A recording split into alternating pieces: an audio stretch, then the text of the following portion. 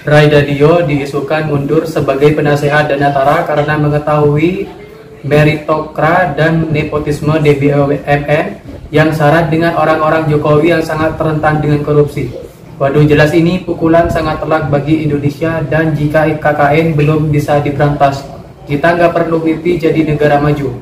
Pak Ray Dalio nggak menerima masuk ke Danantara, itu benar Pak? Nah, kemarin saya baru minggu lalu ketemu sama timnya dengan adiknya juga, Mas Dalio. Kita berjalan lancar. Baru tadi pagi Pak ada kabar Pak Ray Dalio Ray Dalio yang mundur dari Danantara, tapi dibantah begitu ya. Tapi kemudian dari unggahan-unggahan di media sosialnya, terutama di akun Instagramnya itu, ya kemudian kita dapat clue gitu apa sebenarnya yang terjadi kan, dan netizen kita juga paham itu, makanya kemudian media sosialnya diserbu oleh netizen. Dan bersama dengan itu kan dalam beberapa sebulan terakhir inilah kita melihat pengumuman ada RUPS gitu, bergantian direksi, kemudian komisaris dan sebagainya. Ya begitu kita lihat komisaris-komisaris yang ada, kita tahu sebenarnya dengan cara seperti itu kita tahu bahwa Pak Jokowi seperti yang kita bahas kemarin masih sangat kuat, sehingga kemudian kita lihat komposisinya itu kalau yang perusahaan ini ada orangnya Pak Jokowi, di sini orangnya Pak Prabowo dan sebagainya. Jadi ini mengulang kayak kabinet, Mbak. What I'm going to be sharing with you is a whole different approach to looking at economics and markets that I really didn't want to share up until this moment. But I'm now at a stage in my life that I want to pass along everything that I know that is of value. I want to pass it along now because I think that we're at a critical juncture that if we don't deal with this issue, we're going to pay a terrible price. And I also am eager to have those concepts being considered and debated in the open so that we can move forward with how we look at that situation. Saya kaget juga lihat itu, kok di Indosat sampai 15 orang komisarisnya itu.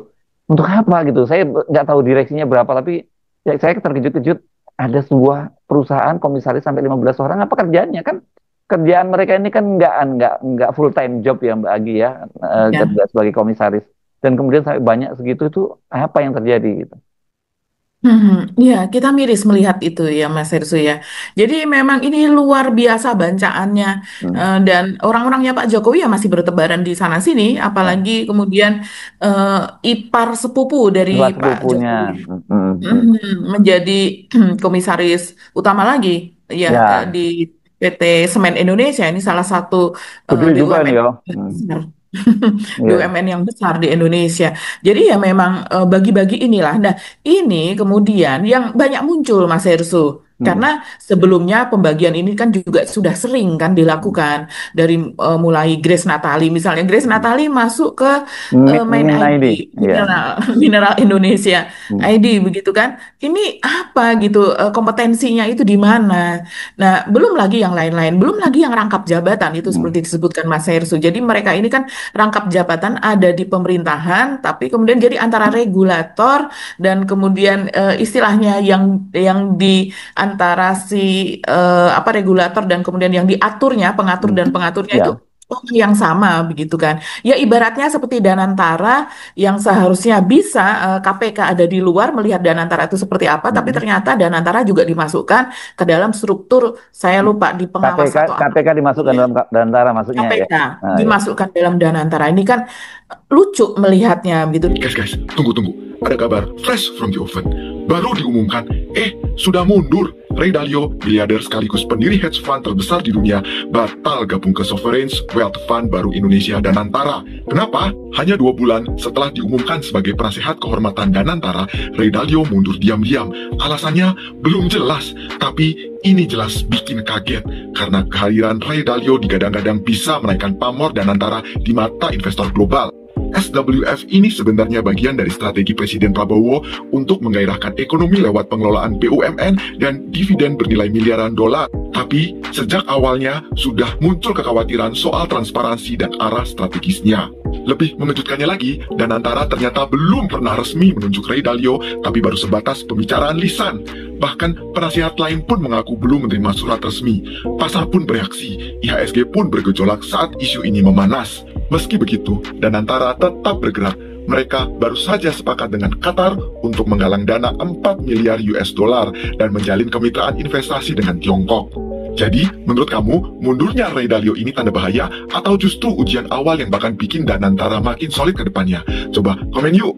Jadi ini hebohnya di tengah simpang siur seperti itu ada berita dari Bloomberg tanggal 28 Mei dan kemudian pemerintah menolak gitu ya bahwa berita itu tidak benar gitu ya, membantah itu dan tapi ternyata 3 hari yang lalu itu malah justru Ray Dalio ini tidak menyatakan secara cetowelo-welo terang benderang, tapi ini yang kemudian diyakini oleh netizen Indonesia itu sebagai sesuatu tanda-tanda begitu. Jadi dia menulis di situ ya Mas Hersu, kurang lebih ini sedikit saja saya bacakan.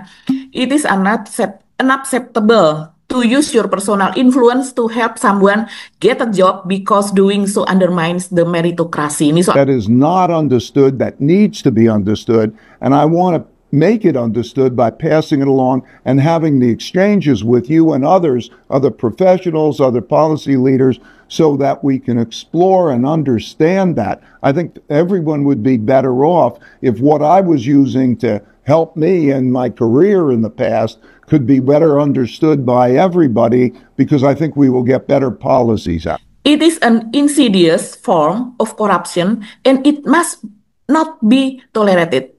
Must not be tolerated. Jadi yang terakhir ini bahwa ini adalah sebuah sesuatu yang busuk, bentuk busuk dari korupsi dan ini tidak bisa ditoleransi. Jadi yang tadi awalnya kan dia bilang bahwa menggunakan pengaruh kamu untuk mendapatkan orangnya kamu jabatan kan gitu ya.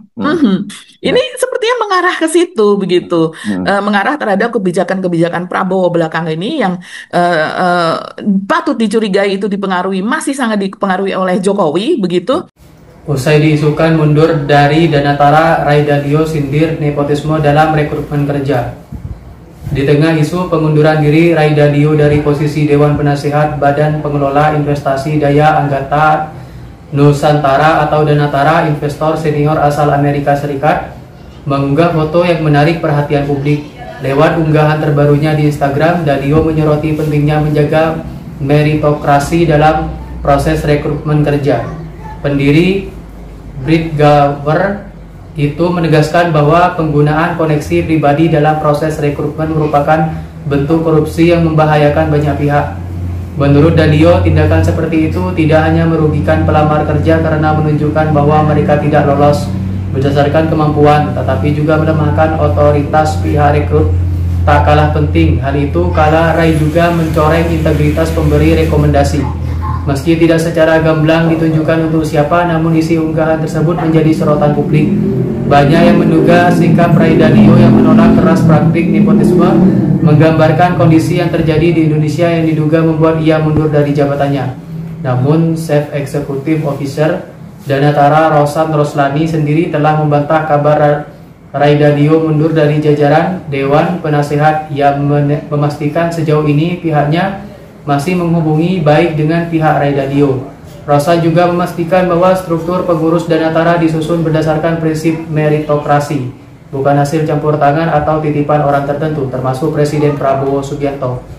Dari nama-nama ini saya ingin tekankan tidak ada satupun nama titipan, termasuk dari Bapak Presiden tidak ada nama titipan dari beliau, kata Rosan.